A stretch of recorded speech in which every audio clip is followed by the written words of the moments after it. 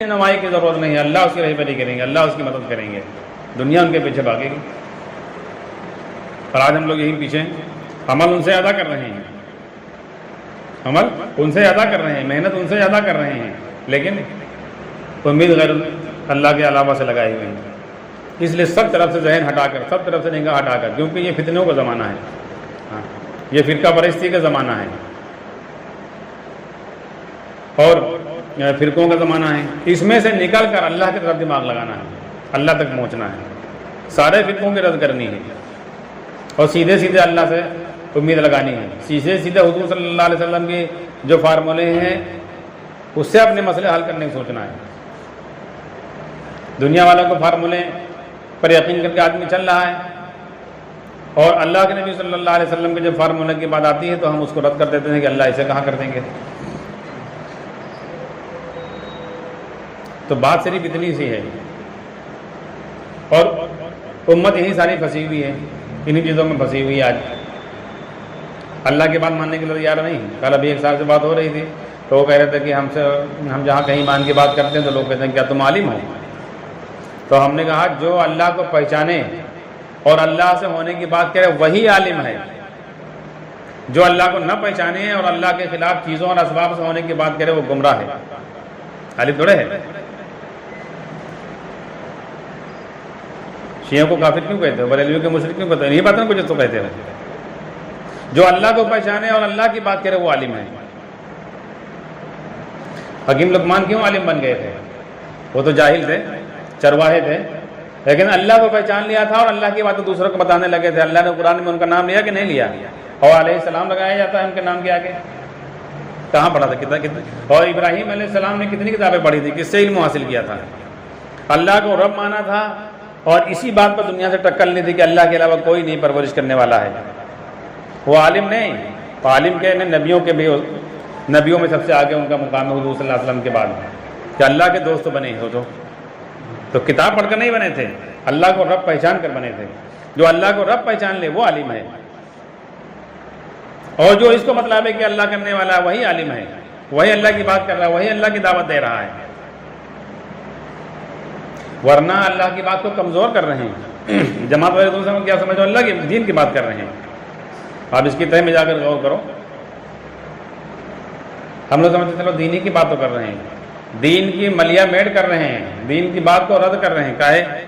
پہلے جو یہ بات کریں گے، جیسے اگر 1.5 گھنٹہ کسی کا بیان ہوا تو پہلے جو 1 گھنٹہ بات کریں گے تو پہلے کچھ ایمان کی، نماز کی اور اکرام کی، اخلاق کی، صدقے سے، یا کچھ دعاؤں کی یا کچھ چیزوں کی بات کریں گے۔ یعنی نماز پر اللہ یہ کریں گے، سورہ فاتحہ پر یہ کریں گے، دعا پر یہ ہوگا، یہی تو بات کریں گے۔ اس کے بعد میں لاسٹ میں کیا لائیں گے؟ لاسٹ میں لائیں گے تشکیل، کہ آپ چلے میں نکلو 4 مہینے لگاؤ۔ اس کے بعد جو مجمع بنے گا اس کو سمجھائیں گے مقامی کام، کہ 3 دن لگاؤ، 2 گشت کرو، تعلیم کرو، مشورے میں بیٹھو، 2.5 گھنٹے لگاؤ۔ کیا مطلب ہے اس کا؟ جو اللہ نے حکم دیا بتلایا، جو نبی نے بتلایا، اس سے مسئلہ آپ کا حل ہونے والا نہیں۔ جو ہمارے مولانا الیاس نے سمجھایا ہے نظام، جب اس کو لاگو کرو گے تب کام بنے گا، یہ تو بات ہوئی۔ اس کے ساتھ اس کو لاگو کرو تب مسئلہ حل ہوگا، وہاں سے نہیں ہوگا، یہی تو بات ہوئی نا۔ ورنہ کیا ضرورت ہے؟ آدمی نماز بنا لے، ایمان بنا لے، کافی ہے۔ یا جتنے اولیاء گزرے ہیں، جتنے اللہ والے گزرے ہیں، انہوں نے نماز ہی تو، ایمان ہی تو بنایا تھا تو کام بنے تھے۔ مولانا روم کا جو قصہ ہے، کتنے بڑے مولانا ہیں، ان کی جو کتاب ہے مثنوی روم، اس کو فارسی کی قرآن کہتے ہیں، اور کتنی کتابیں تھیں ان کے پاس۔ اور ایک اللہ والے آئے تھے، ان سے پوچھ رہے تھے کہ یہ کیا ہے؟ انہوں نے کہا تم کو کیا پتا، تم جاہل آدمی ہو۔ پھر انہوں نے کتاب اٹھا کر دریا میں پھینک دی۔ جب دریا میں پھینکنے لگے تو ان کو غصہ آ گیا، کہا ہماری اتنے سینکڑوں برس کی محنت تم نے ضائع کر دی، اور بہت خفا ہوئے، کیونکہ اس زمانے میں کوئی PDF تو تھی نہیں کتابیں، نہ انٹرنیٹ تھا کہ وہاں لوڈ ہو، نہ مشینیں تھیں، ہاتھ سے لکھی آتی تھی، کتاب کو دیکھ کر کتاب ہاتھ سے لکھتے تھے، تو ہاتھ کی لکھی ہوئی کتابیں، بہت ان کو تکلیف ہوئی، بہت غصہ ہوئے۔ جب زیادہ غصہ ہوئے انہوں نے کہا یہ کیا کیا؟ تو کہا جو پہلے ہم نے پوچھا تھا تم بھی تو کہہ رہے تھے کہ تم کو نہیں معلوم، تو ہم بھی تو کہہ رہے تم کو نہیں معلوم ہے۔ پھر ساری کتابیں دریا سے نکال لگتی، جیسے پہلے تھی ویسے ہی دریا میں، کوئی ان کا، جبکہ وہ ہاتھ سے سیٹھے کے قلم سے روشنائی سے لکھی تھی، ساری کتابیں ویسے محفوظ، کوئی ورق نہیں ضائع ہوا، کوئی حروف ضائع نہیں ہوا، مان گئے۔ پھر ان کے ساتھ میں کچھ دن رہے، جب تربیت ہوئی پھر عالم بنے۔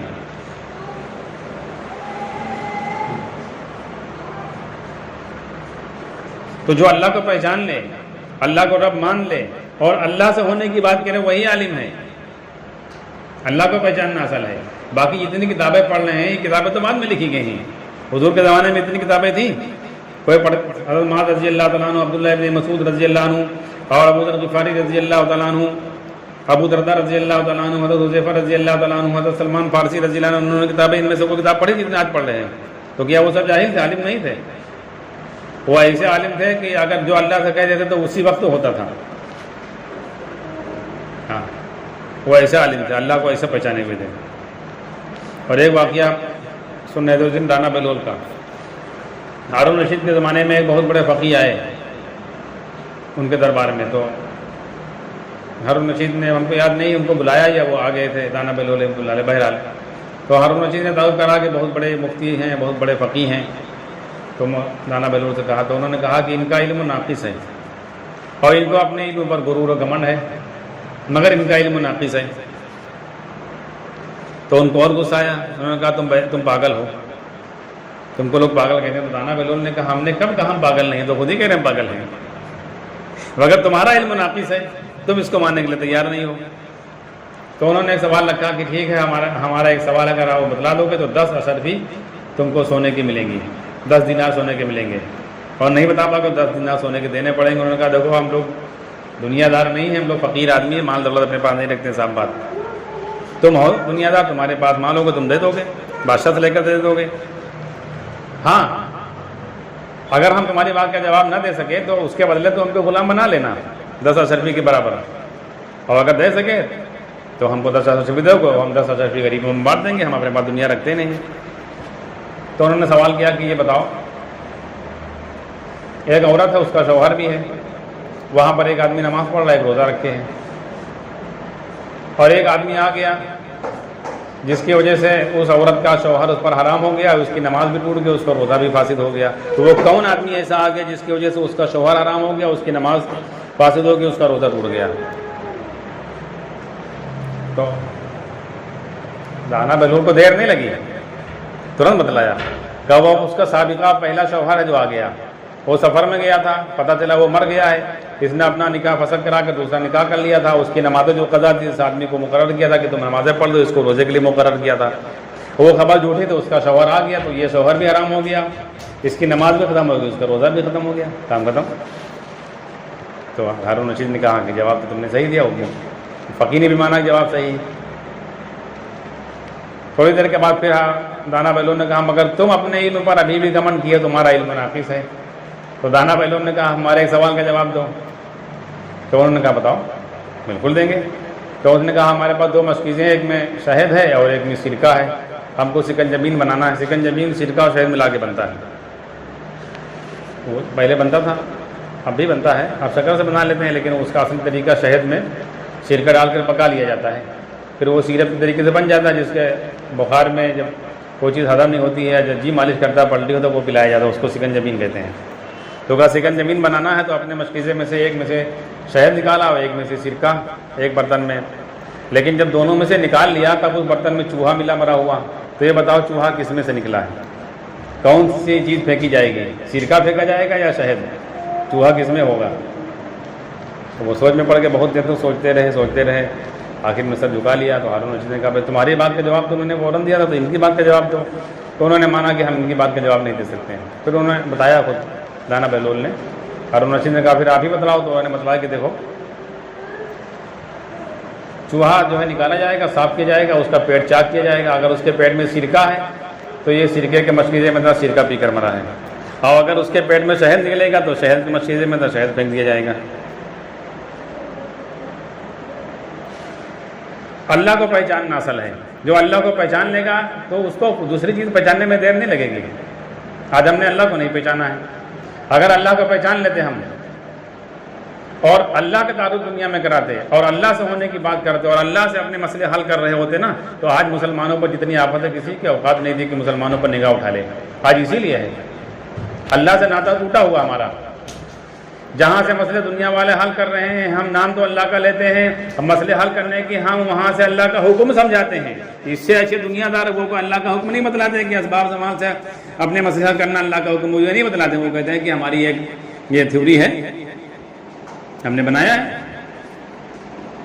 اب امت امام اس میں پھنسی ہوئی کہ اللہ کا حکم ہے باب اختیار کرنا، نماز روزہ کرو، لیکن حکم یہ ہے۔ اور اگر ایک طبقہ ایسا ہوتا جو اللہ سے کوئی پہچان جاتا اور اللہ سے مسئلے حل کرتا اور اللہ سے ہونے کی بات کرتا تو دنیا میں کسی کی اوقات نہیں تھی کہ مسلمانوں پر ہاتھ ڈالے۔ ہاں، اور جب تک اس فارمولے پر مسلمان نہیں تھوڑے، مسلمانوں کا غلبہ رہا، مسلمانوں کو دبدبہ رہا، مسلمانوں کا عروج رہا، ساری دنیا پر مسلمان حاوی رہے۔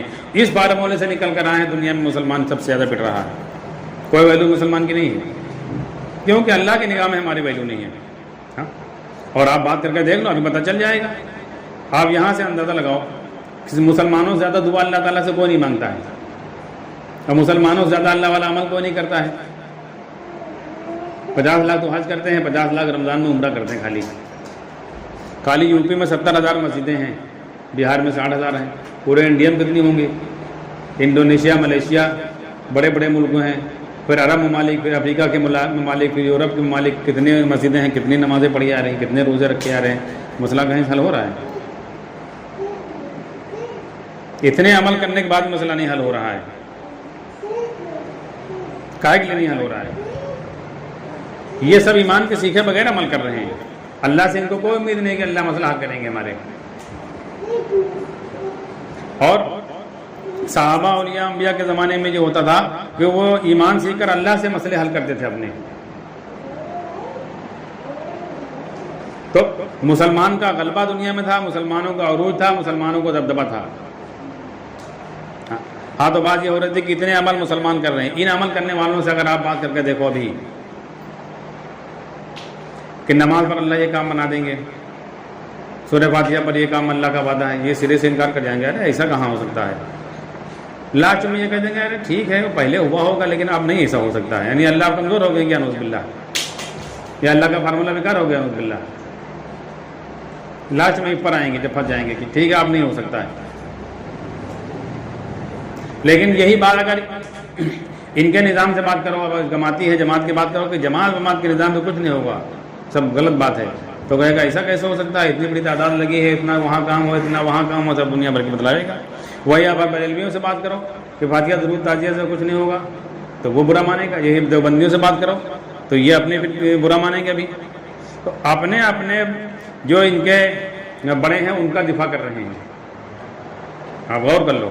ابھی آپ مولانا صاحب کی کوئی بھی بات رکھو، جماعتی کٹا رکھ کر ان کا چاہنے والا ہے کہ مولانا صاحب نے غلط کیا تو بھاگے، مولانا صاحب کے اکاؤنٹ میں 4,000 کروڑ 2,000 کروڑ روپے 4 سال میں آیا، ای ڈی نے جو جانچ کی ہے اور یہ تو کہے گا ارے سب غلط ہے، یہ سب جھوٹی باتیں ہیں، ایسا کہاں؟ وہ بغیر تحقیق کی جھوٹی نہیں کہے گا۔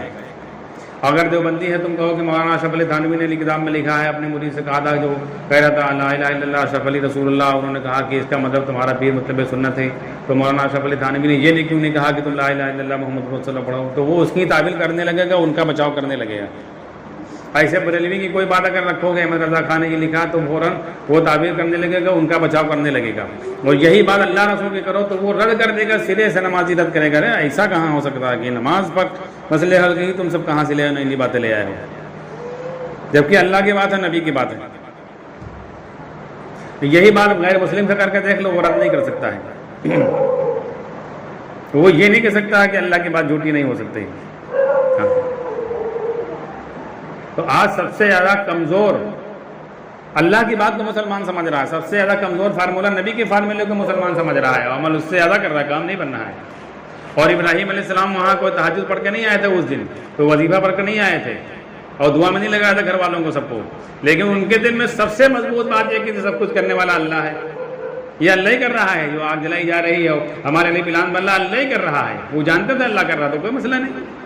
حضرت بلال رضی اللہ عنہ ہاتھ کیوں کہتے تھے؟ وہ کہتے تھے اللہ ہی تو کر رہا ہے، یہ دوسرا تھوڑے کر رہا ہے، ان کی نگاہ سیدھے اللہ پر تھی اور ہماری نگاہ سیدھے بیچ والوں پر ہے۔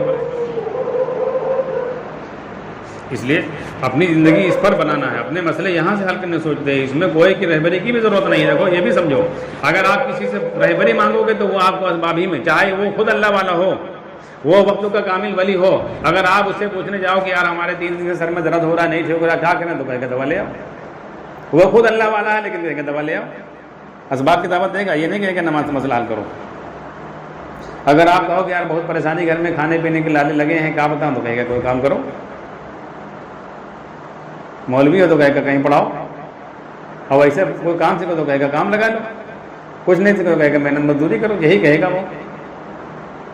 لیکن اگر آپ اپنی کھوپڑی لگاؤ گے کہ یار جب اللہ رب ہے، اللہ نے کہا ہم سب کی ضرورتیں پوری کرتے ہیں اور اللہ نے کہا ہم کمانا نہیں چاہتے، تو اللہ کیسے نہیں کر سکتا ہے؟